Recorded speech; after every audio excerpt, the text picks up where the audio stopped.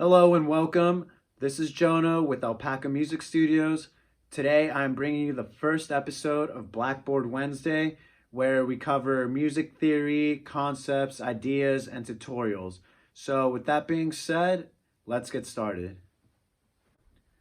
Okay, so today's concepts fairly simple and super basic, but it's important nonetheless because without it you can't read music at all. So you can learn by ear, which is a little more difficult to do, but I don't recommend it, especially if you're starting out.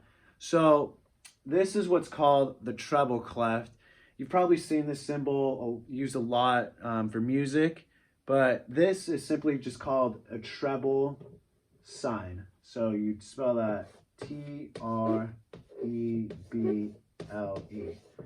And so what that tells us is where we are kind of on the keyboard. Usually rule of thumb, especially for beginners, treble I like to associate with your right hand.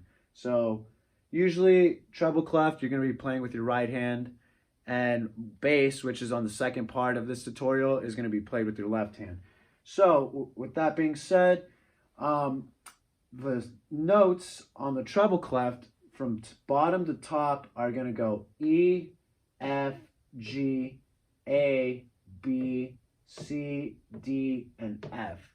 And an easy way to memorize that is, first off, splitting the notes into lines, which are the ones that fall on the line, and then the ones that fall into spaces.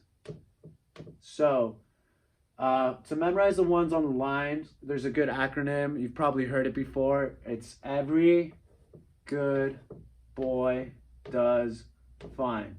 So just starting with the lines, it goes E, G, B, D, and F. And as for the spaces, it spells out the word face. So it goes F, A, C, and then E right here. So that is the treble cleft. Super basic, but you'll see it again and again. And the more you see it, the easier it is to read. Remember when I first started learning, I had to go through every individual note and write it out. Oh, this is an E, this is a C. But once you start reading it, and the more you read it, it becomes second nature. You just automatically go, oh, A, E. So the more practice you get, the better. So part 2, I'm going to be talking about the bass cleft, which is, as I said before, the left hand. So I'll be posting that soon, probably within the next week. So look forward to seeing you there.